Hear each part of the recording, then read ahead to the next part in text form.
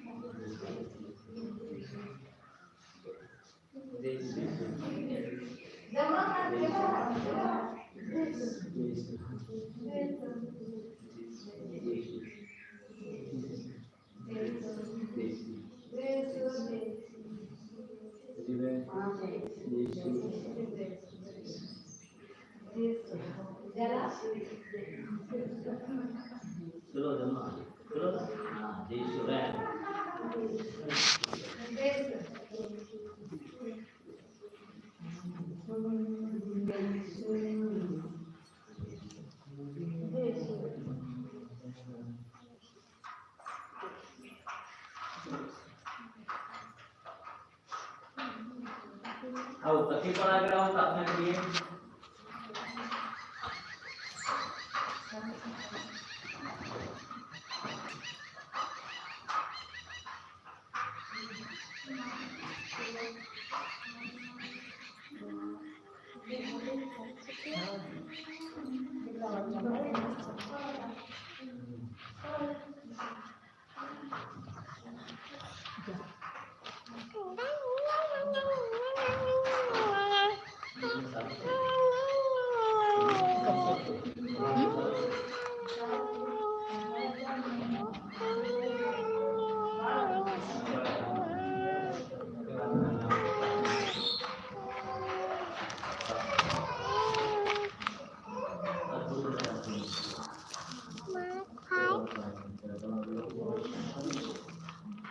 તારી પાસે લાગ્યા છે શેતાનને ઉડાવને નજરની આત્માનું સુધારો કરે. પ્રભુ ઈસુ ખ્રિસ્તના શાસન પકડી લે વિરોધ એવું છે કે જાઓ